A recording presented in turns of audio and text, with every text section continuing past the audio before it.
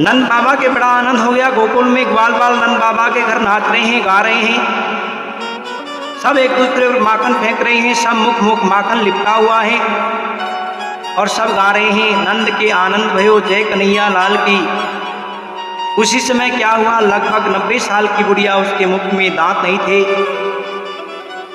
मुख एकदम साफ, हाथ में डंडा लिए दौड़ी आई, कान लगा के सुना जय कन्हैया लाल की, तो वह दरवाजे पर आ जाती हैं, कमर झुकी हुई, हाथ में डंडा था, कमर पर हाथ लगा करके ग्वालों बालों से कहे काहे को हल्ला मचा रहे हो। अच्छा, ग्वाल बालों ने कहा आपको पता नहीं है, अभी बताते हैं क्या हो गया है। एक माखन का छोटा सा लड्डू बना करके मुख पर मारा, कुछ रुकावट तो थी नहीं, फट से आया, झट से पेट में चला गया और बुढ़िया का पेट ठंडा हो गया। तो वह बुढ़िया भी कमर पर डंडा रख करके जोर जोर से नाची और गाई। बुढ़िया और ग्वाल भी नाचे।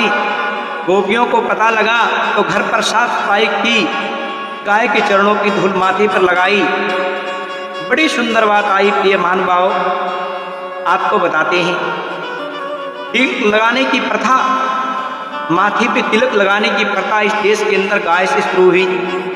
इस बात को हमारे शास्त्र बोलते हैं, वेद बोलते हैं और हमारे उपनिषद बोलते हैं, गोष्ठायो ही तिलकम कुरुते नरा। अरे ओ मनुष्य, गौ माता की जो चरणों की रज है उसे माथे पर लगा ले। पहले माताएं क्या करती थी प्रिय महानुभाव, गाय की पूजा करती थी। आजकल माताएं क्या करती हैं, गाय के इंजेक्शन लगाती हैं।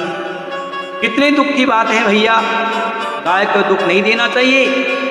एक रोटी गाय को देना, जब घर में भोजन बनाओ गाय के लिए जरूर निकालो, क्योंकि अन्न प्राण है। वह अन्न हमें गौ माता ने ही दिया है। गौ माता है, धर्म की माँ है। भगवान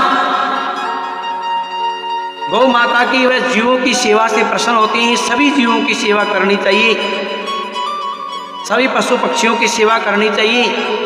गाय के चरणों में धूल गंगा समान बताते हैं। क्या किया आज गोपियों ने, धूल माथे पर लगाती हैं, तिलक किया है, पूजा करी है, अच्छे अच्छे आभूषण गाय को सजाया है, क्योंकि आज हमारे नंद बाबा के लाला का जन्म हुआ है।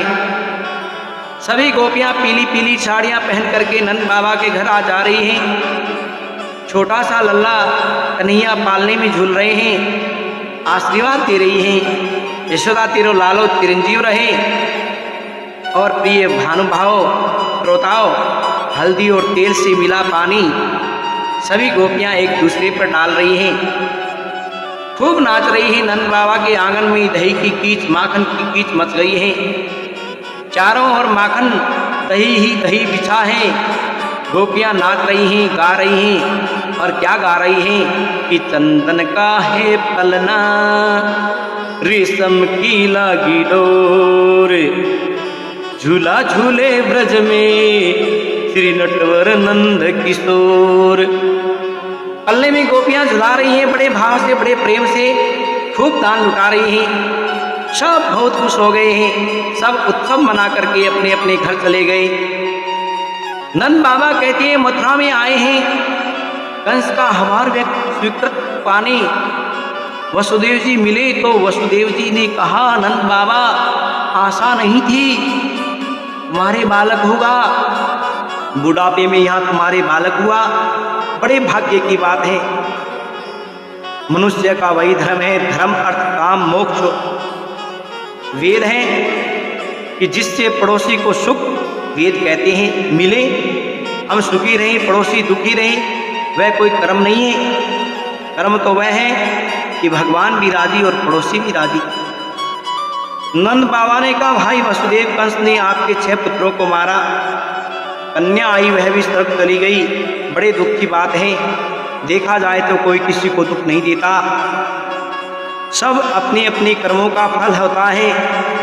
इंसान अपने कर्मों से सुखी, अपने कर्मों से दुखी होता है, कोई किसी को सुख व दुख नहीं देता।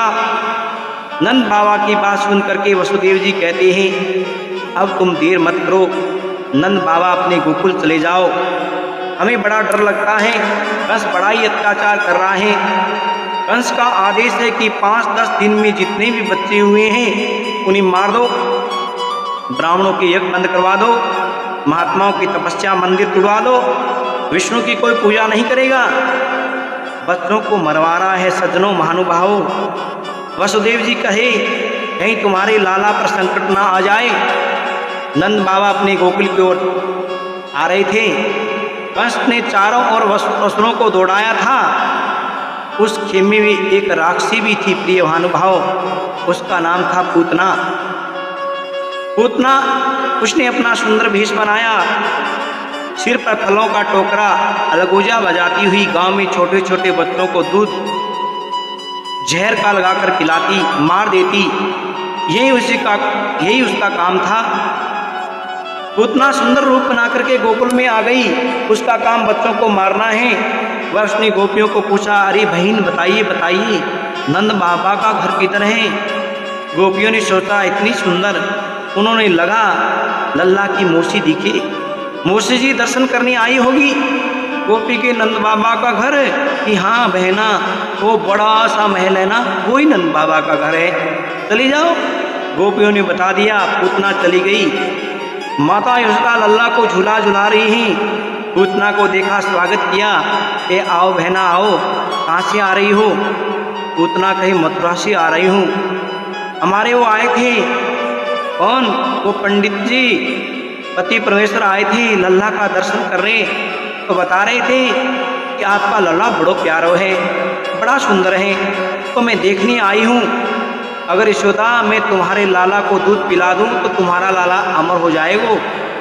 यशोदा रानी बड़ी भोली भाली ही, और भोले भालों का यही भगवान मिलते हैं प्रिय बंधुओं, शत्रु को नहीं मिलते। कहीं आओ बहना, ये रहा मेरा लल्लो, पल्ले में झूल रहा है, इसे देखो खिला लो। ऐसा कर यशोदा मैया अपने काम में लग जाती है प्रिय बंधुओं। पूतना पालने के पास आ गई। लाला ने पहले आंख बंद कर ली। पूतना भगवान को उठाती है। भगवान ने आंख बंद क्योंकि पता है आपको कि पूतना ब्राह्मणी के रूप में आई है। अगर मैं इसको देखूंगा तो कपट दूर हो जाएगा और वास्तविक रूप में प्रकट हो जाएगी। इसे यहाँ नहीं मारूंगा, बाहर मारूंगा। एक भाव तो संतों का यह है, दूसरा भाव यह है कि जहर पिलाने पूतना आई है। भगवान आंख बंद करके कह रहे हैं कि जहर पीने का काम भोलेनाथ का, आपका है भोलेनाथ। आप ऐसा करो, दूध मैं पी जाऊं, जहर आप पी लो, बंटवारा कर लेती हैं। और तीसरा भाव एक और भी है, दूध पिलाना तो माँ का काम है प्रिय बंधुओं, इसे कौन से लोक में भेजूं। भगवान ने आंखें बंद कर ली। पूतना ने भगवान को उठाया, अपना स्तन मुख में दिया। दूध पीते पीते क्या होता है, कहती है माँ का तो कल्याण होना ही चाहिए। भगवान ने विचार किया, बेटे को चिंता माँ की, इसका कल्याण कैसे हो। और बेटे को चिंता माँ की, माँ को बेटे की। कन्हैया भैया दूध के साथ साथ प्राणों को खींचने लग जाते हैं। जैसे प्राणों को खींचना शुरू किए तो पूतना घबरा गई, असली रूप में राक्षसी के रूप में प्रकट हो गई और आकाश में उड़ने लगी। जोर जोर से चिल्ला रही हैं, चीख रही हैं। गोपियाँ दौड़ रही हैं। गोपियाँ कह रही बचाओ बचाओ बचाओ बचाओ। और पूतना चिल्ला रही है, मुंज मुंज मुंज, छोड़ दे छोड़ दे छोड़ दे छोड़ दे। भगवान के पहले तो हम किसी को पकड़ते नहीं, और पकड़े तो हम छोड़ते नहीं। पूतना के प्राणों को खींचते खींचते खींचते खींचते खींचते खींचते खींच कर प्राण कहे जंगल में गिरा दिया। और कहते हैं पूतना गिरी, वह मर गई। सारे देवता आकाश मंडल में आकर के जोर जोर से धुंधियाँ बजाते हैं और फूलों की वर्षा करते हैं। बोले आनंद कंद भगवान की। गोपियाँ दौड़ी दौड़ी आई पूतना के ऊपर, लाला खेल रहे हैं। पूतना पर गोपियाँ चढ़ गई, कन्हैया को उठा लिया, मैया को ला करके दिया। मैया ने कन्हैया की नज़र उतारी है, गाय के गोरज गोमूत्र से स्नान कराया, पूँछ घुमाई। भैया पूँछ घुमा करके नज़र उतारी जाती थी। पहले अंगन्यास कन्यास आदि करवाए। गोकुलवासु ने पूतना की चिता बना करके जला दिया। पूतना को जला रहे थे तो उसकी चिता में चंदन की सुगंध आ रही थी, क्योंकि वो श्री नारायण परम पवित्र हैं। जो उनके पास आता है वह भी पवित्र हो जाता है। पूतना का कल्याण हुआ। श्री हरि जी के धाम चली जाती हैं। श्री हरि के धाम चली गई। पूतना कौन थी प्रिय महानुभाव पता है? पूतना बलि की बेटी थी। बलि वामन भगवान ने 3 कदम धरती मांगी, दरवाजे पर भिक्षा लेने गए तो रतनबाला नाम की बलि की कन्या महल के झरोखे से देख रही थी। इतना छोटा, इतना सुंदर ब्राह्मण बालक, इतना तेजस्वी, ओजस्वी, बहुत ही ज़्यादा सुंदर है। अगर ये मेरा बेटा होता तो मैं इसे पलने में झुलाती, खिलाती, अपना दूध पिलाती। और महाराज अगर मेरा ऐसा बेटा होता, भगवान सबके मन की जानते हैं। भगवान ने कहा तथास्तु।